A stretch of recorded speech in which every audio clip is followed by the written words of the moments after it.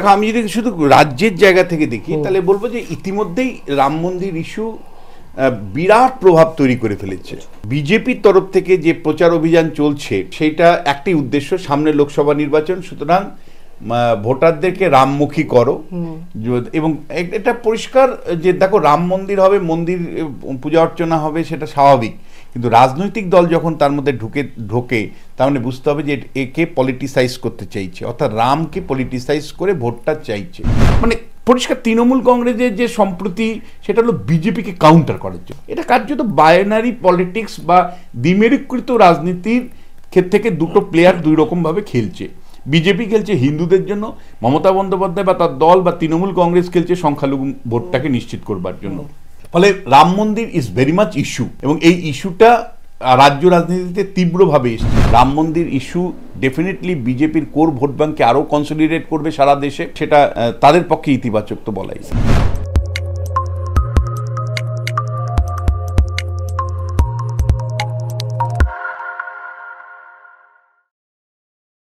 নমস্কার, আপনারা দেখছেন দ্য ইন্ডিপেন্ডেন্ট বেঙ্গল। আমি শিবম। যার সাম্প্রতিককালে একটি গবেষণা রাজ্য রাজনীতিকে রীতিমতো তোলপাড় করে দিয়েছে, সেই গবেষণার বিষয়বস্তু নিঃসন্দেহে চমকপ্রদ। Nature and extended politics, violence in West Bengal politics. নিঃসন্দেহে বর্তমান রাজনৈতিক প্রেক্ষাপটে হিংসা এবং ভোট পরবর্তী সময়ে এই যে হিংসার রাজনীতি দেখেছি তা কতটা গুরুত্বপূর্ণ। তবে তার আগে যে সকল রাজনৈতিক ইস্যু আমাদের প্রতিনিয়ত ভাবাচ্ছে সেই নিয়ে কথা বলতে চাই। আমরা এই সময় এসে উপস্থিত হয়েছি রাজনৈতিক বিশ্লেষক বিশ্বনাথ চক্রবর্তীর কাছে। স্যার, প্রথমে দ্য ইন্ডিপেন্ডেন্ট বেঙ্গলে স্বাগত।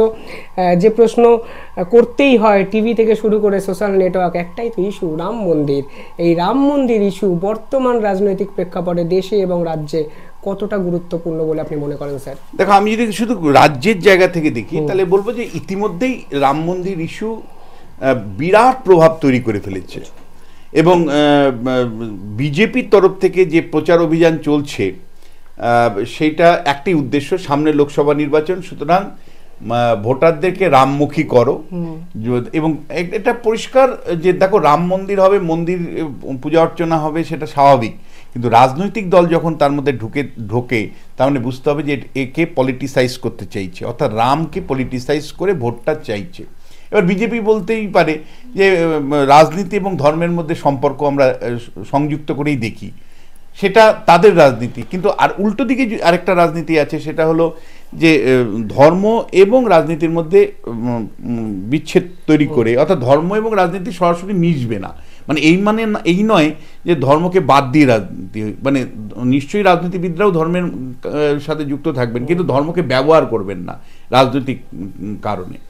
কিন্তু পশ্চিমবাংলায় যেটা ঘটছে, যে বিজেপি যেটা রাম মন্দির নির্মাণ বা উদ্বোধনকে কেন্দ্র করে যেভাবে রাজনীতিতে নেমেছে, তার উল্টো দিকে মমতা বন্দ্যোপাধ্যায় একেবারে মুসলমানদের জন্য, সংখ্যালঘু ভোটারদেরকে সন্তুষ্ট করবার জন্য তিনিও কিন্তু সম্পত্তি যাত্রা, অমুক যাত্রা, তমুক যাত্রা, সেইটা করবার চেষ্টা করছেন। ফলে খুব পরিষ্কার যে যার কনস্টিটিউয়েন্সিকে, অর্থাৎ যে যার ভোটারদেরকে প্রভাবিত করবার জন্য কিন্তু রাম মন্দিরকে ব্যবহার করছে, বা রাম মন্দিরের বিকল্প ভাবনা দিয়ে মিছিল মিটিং করছে বা রাজনৈতিক কর্মসূচি পালন করছে। দুটোই রাজনীতি।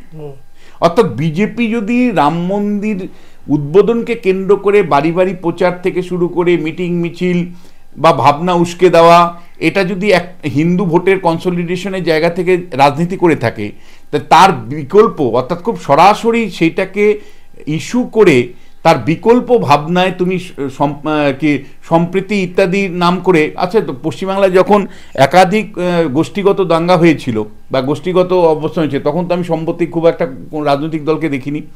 মানে পরিষ্কার তৃণমূল কংগ্রেসের যে সম্প্রতি, সেটা হলো বিজেপিকে কাউন্টার করার জন্য। এখানেই আমার আপত্তিটা, যে সারা বছর ধরে আমি সম্প্রীতি বজায় রাখার উদ্যোগ নিলাম না, সারা বছর ধরে সম্প্রীতি মিছিল করলাম না, হঠাৎ করে বিজেপি একটা কর্মসূচি পালন করেছে, তার বিকল্প আরেকটা কর্মসূচি দিতে হবে।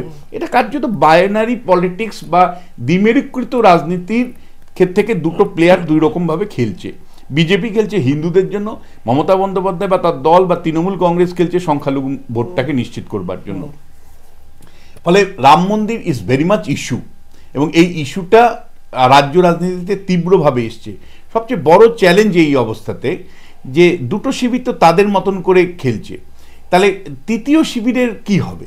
মানে যদি বামপন্থীরা আমাকে প্রশ্ন করে যে দাদা আমাদের কি অবস্থা হবে, মানে ছাগলের তৃতীয় সন্তান না চতুর্থ সন্তানের মতন ঘুরে বেড়াতে হবে। কারণ হলো দেখো, ইতিমধ্যেই রাজ্য রাজনীতি যেটা ইস্যু ভিত্তিক ছিল, আইডিওলজি ভিত্তিক ছিল, সেইখান থেকে 2011 সালের পর রাজ্যে ক্ষমতায় পরিবর্তন আসার পরে মমতা বন্দ্যোপাধ্যায় ইমাম ভাতা দিয়ে প্রথমে শুরু করলো, মুয়াজ্জিম ভাতা দিয়ে শুরু করলো মুসলিম ভোটটাকে নিশ্চিত করা। অর্থাৎ উত্তর দিনাজপুর, মালদা, মুর্শিদাবাদের কংগ্রেসের গড়কে যদি ক্ষয়িষ্ণু করতে হবে, কংগ্রেসের শক্তি যদি কমাতে হয় মালদা, মুর্শিদাবাদ, উত্তর দিনাজপুরে, তাহলে সংখ্যালঘুদেরকে আলাদাভাবে সন্তুষ্টি করতে হবে।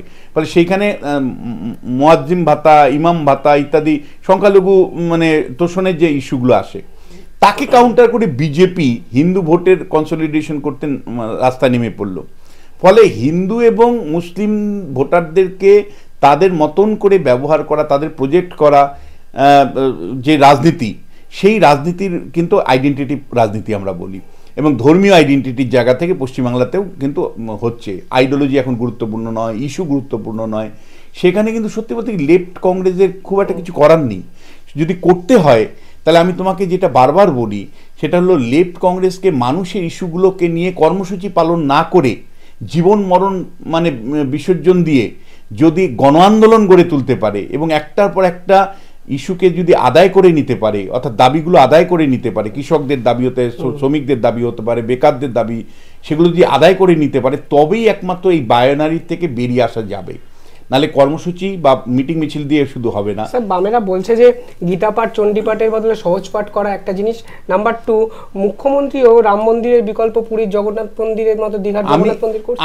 আমি বামেদের বলবো যে আপনারা মানে মমতা বন্দ্যোপাধ্যায় তার মতন করে রাজনীতি করছে, বিজেপি তার মানে হিন্দুত্বের রাজনীতি করছে। আপনাদের কিন্তু মানে কংগ্রেস দল বা বামেদের বা আইএসএফকে যদি সত্যিই ঢুকতে হয় এর মধ্যে, তাহলে মানুষের ইস্যু নিয়ে গণ আন্দোলন গড়ে তুলতে হবে। এবং এটা আমি বারবার যেটা গুরুত্ব দিচ্ছি, অনশনের মতন কর্মসূচি পালন করতে হবে, আমরণ অনশনের মতন কর্মসূচি নিতে হবে। সেই নেওয়ার প্রশ্নে কিন্তু মোহাম্মদ সেলিম থেকে মীনাক্ষীদের মধ্যে দুর্বলতা আমি দেখতে পাচ্ছি।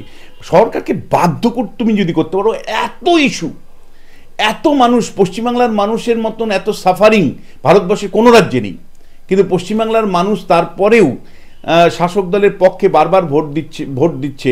তার 3টে মূলত কারণ। একটা, বেনিফিশিয়ারি স্কিম ডেফিনেটলি কিছুটা কাজ করছে, মানে গভর্নেন্স দিচ্ছি না কিন্তু টাকা দিচ্ছি তোমায়। দ্বিতীয় যেটা, সেটা হলো যে আইডেন্টিটি, যেটা আমি বললাম হিন্দু মুসলিমের আইডেন্টিটি মূল ইস্যু। মুসলমানরা চাক না চাক বিজেপিকে আটকানোর জন্য তৃণমূলকেই বিকল্প ভাবতে হচ্ছে। আর তৃতীয় যেটা হলো যে শাহজাহানের মতন মানুষরা লোকাল এলাকাতে যেভাবে পাওয়ার পলিটিক্স মাসলকে ব্যবহার করে তার বাইরে গিয়ে মানুষ সাহস করে ভোট দিতে পারে না।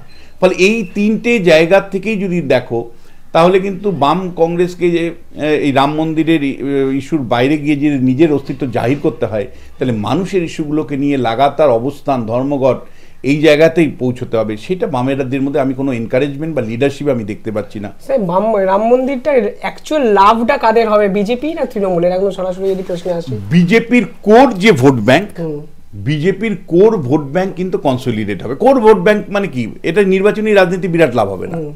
বিজেপি যারা করেন, যারা হিন্দু ভাবনায় বিশ্বাসী, যারা হিন্দুত্বের পুনর্জাগরণ করেন, তারা মনে করেন যে নরেন্দ্র মোদী হলো হিন্দুদের সম্রাট, হিন্দু হৃদয়ের সম্রাট। হিন্দু হৃদয়ের সম্রাট হিসাবে এটা ঠিক যে বিজেপি দীর্ঘদিনের একটার পর একটা হিন্দুত্বের দাবি কিন্তু একমাত্র নরেন্দ্র মোদী পূরণ করেছেন, আর কেউ পূরণ করেনি। সেই অর্থে 370 নম্বর ধারার বিলোপ নরেন্দ্র মোদীর নেতৃত্বে হয়েছে, 3 তালাক রদ করা নরেন্দ্র মোদীর নেতৃত্বে হয়েছে, রাম মন্দিরকে সেটেল করা কেউ ভাবতে পারিনি এক সময়, এবং আমরাও ভাবতে পারিনি যে রাম মন্দিরের মতন ডিসপিউট ইস্যু কোনোদিন সলভ হতে পারে। নরেন্দ্র মোদী তো করেছে, এটা তো ফ্যাক্ট, উদ্বোধন করতে হয়েছে এইটা। ফলে আমি বলছি যে রাজ্য রাজনীতির কনটেক্সটে যদি বলো, তাহলে আমি বলবো যে হিন্দু ভোটের যে কনসলিডেশন, হিন্দু ভোটের কনসলিডেশনটা এর মাধ্যমে ঘটবে। এবং একই সাথে একটা অ্যাপ্রোচ বা দৃষ্টিকোণের মধ্যেও বিজেপি কিন্তু একটা বিরাট তফাৎ এনেছে। যখন 90-এর দশকে রাম মন্দির আন্দোলন করছিল, তখন তারা মুসলমানদেরকে এনিমি ভাবছিল। অর্থাৎ তারা এই বক্তব্যটা রাখছিল যে মুসলমান শাসকরা এসে রাম মন্দির ধ্বংস করেছে, এবং সেখানে মসজিদ তৈরি করেছে, ফলে একটা বায়োনারি ছিল হিন্দু মুসলমানের। এবার কিন্তু যদি লক্ষ্য করো, মানে রাম মন্দিরের উদ্বোধনটাকে বিজেপি কালচারাল রিভাইভাল, হিন্দুদের কালচারাল রিভাইভাল, অর্থাৎ হিন্দু সংস্কৃতির জাগরণের জায়গা থেকে দেখছে। হিন্দু সংস্কৃতির জাগরণের জায়গা থেকে হিন্দু বিভিন্ন বর্গের হিন্দুদের মধ্যে কানেক্টিভিটি তৈরি করতে চাইছে। ফলে একটা কানেক্টিভিটির জায়গা থেকে তারা রাম মন্দিরের উদ্বোধনটাকে দেখতে চাইছে, একটা সাংস্কৃতিক হিন্দুত্বের জাগরণের জায়গা থেকে দেখতে চাইছে। ওরা কিন্তু এখন কোনো মতেই, কোনো নেতা কোনো মতেই মানে মুসলমানদের বিরুদ্ধে কোনো বিতর্কিত মন্তব্য করেনি, বরঞ্চ হিন্দুদের প্রাচীন যে কৃষ্টি সংস্কৃতি, রামের মাহাত্ম্য, ভারতবর্ষের প্রতীক রাম, এই ভাবনাগুলোকে তারা তুলে আনবার চেষ্টা করছেন। ফলে মানে সফট হিন্দুত্বের অ্যাপ্রোচ আমরা লক্ষ্য করতে পাচ্ছি, হিন্দু জাগরণের জায়গা থেকে তারা কথা বলছেন, তার একটা ডিভিডেন্ড নরেন্দ্র মোদী পাবেন। কিন্তু আমি আবারও বলছি, কোর হিন্দুত্বের ভোট ব্যাংক যথেষ্ট নয় একটা নির্বাচনে জেতার জন্য। তার বাইরে ফ্লোটিং ভোটার যারা আছে, লিবারাল মনের ভোটার যারা আছে, তাদেরকেও জয় করতে হবে। সেই জায়গায় পশ্চিমবাংলায় বিজেপি পৌঁছেছে কিনা সেই নিয়ে আমি প্রশ্ন তুলতে চাই। এবং একই সাথে বিজেপির কাছে আজকের দিনেও 3টে প্রশ্নের কোনো উত্তর নেই। এক, 35% মুসলমানদেরকে বাদ দিয়ে তাদের সমর্থন না নিয়ে কি সত্যি 35টা সিট জেতা যায়? খ হলো যে তৃণমূল কংগ্রেস যে স্কিমগুলো রাজ্যে প্রচার করছে, আনছে, সেই স্কিমের বিকল্প ভাবনা কি হবে? লক্ষ্মীর ভাণ্ডারের বিকল্প ভাবনা তারা কি রাখছেন? অর্থাৎ মমতা বন্দ্যোপাধ্যায়ের প্যাট্রন ক্লায়েন্ট রিলেশনশিপের বাইরে রাজনীতিটা বিজেপির কি হবে সেটা আমার কাছে এখনো ক্লিয়ার নয়। থার্ড হলো সবচেয়ে গুরুত্বপূর্ণ, এটা থার্ড বললেও সবচেয়ে গুরুত্বপূর্ণ, যে যেভাবে নির্বাচনে হিংসা হয়, ভোট লুট হয় পশ্চিমবাংলায়, সেই রাজনৈতিক হিংসা দমন করবার উপায় কি, ভোট লুট আটকানোর উপায় কি, এবং শেখ শাহজাহানের মতন যারা জায়গিরদার বিভিন্ন জেলায় জেলায় রয়েছে তৃণমূল কংগ্রেস যে মডেলটা ইমপ্লিমেন্ট করেছে সেটা মধ্যযুগের মডেল। ভাই এক একটা অঞ্চলে জায়গিরদার স্বাধীনভাবে মানে টাকা তুলতে পারবে, স্বাধীনভাবে শাসন করতে পারবে, তার বিনিময়ে কলকাতার নেতাদের প্রতি আনুগত্য দেখাবে, এবং ভোটের দিনটা 364 দিন মানুষের জন্য হয়তো কাজ করবে, কিন্তু একদিন অর্থাৎ ভোটের দিনটা পুরোপুরি ভোট লুট করবে তৃণমূল কংগ্রেস বা রাজ্যের নেতাদের জন্য। ফলে এই যে জায়গিরদারি মডেল, এই জায়গিরদারি মডেলকে ভাঙার মতন জায়গায় বিজেপির কোনো কৌশল আদতেও আছে বলে আমার মনে হয়নি। ফলে এই 3টে প্রশ্নের উত্তর অধরা থেকে কেবল রাম মন্দির বা কিছু লোককে অযোধ্যা দর্শন করিয়ে বা বাড়ি বাড়ি রামের প্রচারপত্র দিয়ে, রাম মন্দির উদ্বোধনের প্রচারপত্র দিয়ে পশ্চিমবাংলায় মেজরিটি মানুষের সমর্থন কিন্তু নিশ্চিত করা যাবে না বলেই আমার ধারণা। উল্টো দিকে কিন্তু তবে একই সাথে আমি বলতে পারি যে এই রাম মন্দির ইস্যু আসার ফলে বিজেপি নেতৃত্বের মধ্যে নেতৃত্ব অনেক বেশি সংগঠিত আমার মনে হচ্ছে। অর্থাৎ সুকান্ত মজুমদার থেকে শুরু করে শুভেন্দু অধিকারী, যে নেতারাদের মধ্যে একটা বিবাদ বা দূরত্ব দেখতে পাচ্ছিলাম, এই রাম মন্দির ইস্যু আসার ফলে অনেক সংগঠিত, দুই পার্টি কিছুটা মবিলাইজড হয়েছে। যে কর্মী সমর্থকরা হতাশাগ্রস্ত ছিল, তাই হিন্দু কর্মী সমর্থকদের মধ্যে একটা উদ্দীপনা তৈরি হয়েছে, এটা অস্বীকার করার উপায় নেই। এবং কোর হিন্দু ভোট ব্যাংকটা তারা আরও বেশি সংগঠিত করতে পারবে, যদিও সেটা সংখ্যাগরিষ্ঠ হিন্দু নয়। এবং আরও যেটা আমার কাছে মনে হয়েছে যে শেষ পর্যন্ত কিন্তু রাম মন্দির ইস্যুটাকে সামনে এনে বিজেপি অন্ততপক্ষে একটা সচল অবস্থান দেখাতে পারছে। কারণ বাড়ি বাড়ি সত্যি গিয়েছে, আমি দেখলাম বহু বাড়িতে গিয়ে কিন্তু প্রচারপত্র তারা বিলি করেছে, সংগঠনের একটা মানে অয়েলিং যেটাকে বলে সেটা করতে পেরেছে। উল্টো দিকে এই রাম মন্দির ইস্যু উঠে আসার ফলে সবচেয়ে বেশি লাভবান হবে তৃণমূল কংগ্রেস। কারণ তৃণমূল কংগ্রেস বুঝেই কিন্তু ওই সদ্ভাবনা যাত্রা নাকি যাত্রা ওটা কিন্তু তারা চালু করেছেন, এবং বলেছেন যে শুধুমাত্র কেন্দ্রীয়ভাবে মমতা বন্দ্যোপাধ্যায় নেতৃত্ব দিবেন তা না, রাজ্যের প্রত্যেকটা ব্লকে এই নিয়ে মিছিল মিটিং হবে। পরিষ্কার করে মুসলিমদের কাছে এই বার্তা দেওয়া যে ভাই ওরা রাম মন্দির নিয়ে যতই উন্মাদনা তৈরি করুক, তোমাদের পেছনে আমরা আছি। কারণ মানে তৃণমূল কংগ্রেস ভোটের রাজনীতির বাইরে কোনো মিটিং মিছিল করেছে এমন অভিজ্ঞতা আমাদের খুব কম।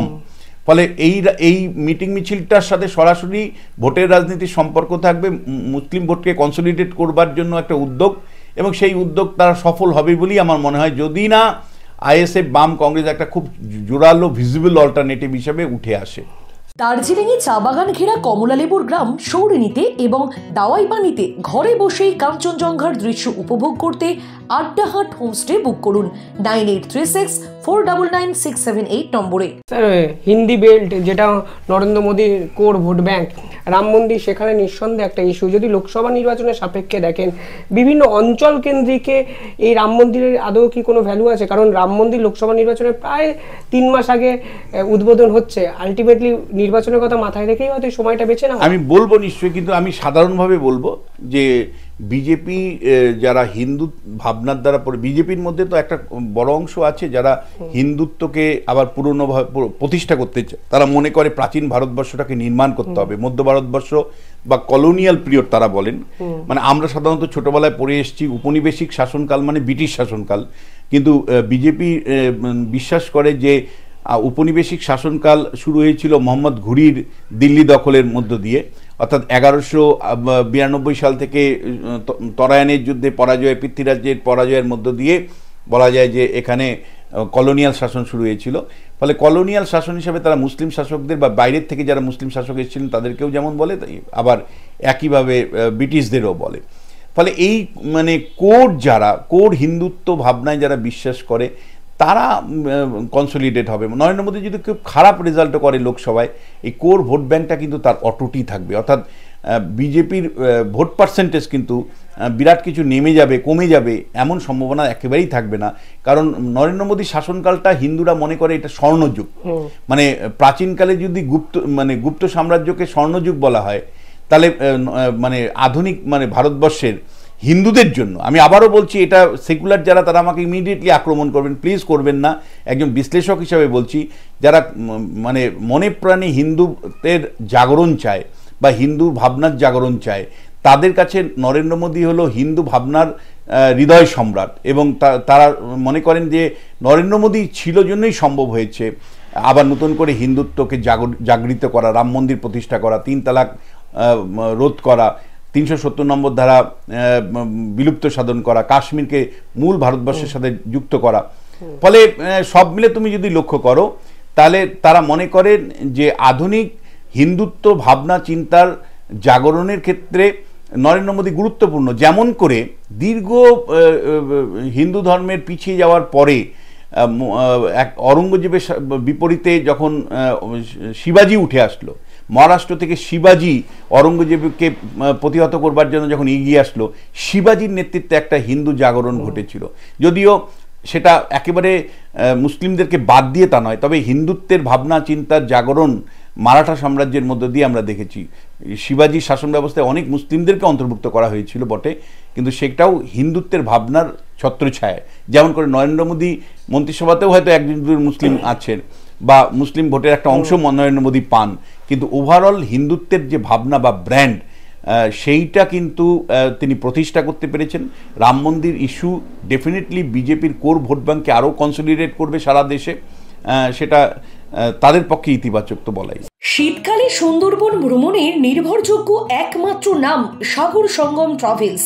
নিজস্ব লঞ্চে ভ্রমণ এবং অফুরন্ত খাওয়া দাওয়ার বিপুল আয়োজন। বুকিং করুন 9733066075। এই বিষয়ে আমার শেষ একটা প্রশ্ন, নতুন প্রজন্মের ভোটারদের কাছে রাম মন্দির কি কোনো ইস্যু? পশ্চিমবাংলাতে নতুন ভোটারদের কাছে দায়িত্ব নিয়ে বলছি, Ram Mandir is not at all issue. পশ্চিমবাংলাতে একেবারে উইথ অথরিটি বলছি, মাটির থেকে তথ্য নিয়ে বলছি, পশ্চিমবাংলাতে Ram Mandir is not at all issue for young generation. অর্থাৎ অল্প বয়সী ছেলে মেয়ে যারা, তাদের দুটো ভাগ আমি পরিষ্কার দেখতে পাচ্ছি। 18 থেকে 24 বছর পর্যন্ত যারা পড়াশোনার মধ্যে আছে তারা কন্যাশ্রী থেকে শুরু করে যে সরকারের বিভিন্ন স্কিমগুলো আছে সেগুলো পেয়ে সন্তুষ্ট কিছুটা, তারা পুরোপুরি সরকারের বিরুদ্ধে নয়। কিন্তু 24-এর পরে যখন বেকার হয়ে যাচ্ছে, তার থেকে 35 বছরের মধ্যে যে রেঞ্জটা, তারা পশ্চিমবাংলাতে সরাসরি মমতা বন্দ্যোপাধ্যায়ের বিরুদ্ধে, এবং তাদের শতকরা 70 ভাগের বেশি মমতা বন্দ্যোপাধ্যায়ের বিরুদ্ধেও ভোট করবে। এই অংশের একটা বড় অংশই কিন্তু বাম কংগ্রেস কিন্তু ভোট পাবে, এবং এই অংশের হিন্দুদের মানে হিন্দু যারা, অর্থাৎ ইয়ং ভোটারদের মধ্যে যারা বেকার হয়ে আছেন হিন্দু, তাদের একটা অংশ বিজেপিকে সমর্থন করবে, আর একটা অংশ বাম কংগ্রেসকে সমর্থন করবে। এমনকি মুসলিমদের মধ্যেও যে ইয়ং জেনারেশন বেকার হয়ে আছেন তারা বাম কংগ্রেসকে সমর্থন করবেন। ফলে বাম কংগ্রেসের ভোটও কিন্তু 2021-এর মতন একেবারে তলানিতে ঠেকে চলে যাবে, আমি এটা মনে করছি না। অবশ্যই অসংখ্য ধন্যবাদ। যার বিশ্লেষণ মন্ত্রমুগ্ধের মতো শুনতে হয়, তিনি পরিষ্কার বললেন বাংলায় রাম মন্দির কিন্তু ইস্যু হতে পারে, কিন্তু নতুন প্রজন্মের কাছে এই রাম মন্দির কিন্তু কার্যত কোনো ইস্যুহীন একটা বিষয় হতে পারে।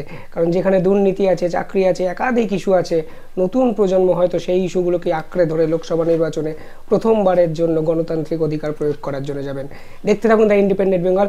আপনারা কি ভাবছেন রাম মন্দির নিয়ে কমেন্টে নিঃসন্দেহে জানাবেন। ধন্যবাদ স্যার, ধন্যবাদ আপনাদেরও।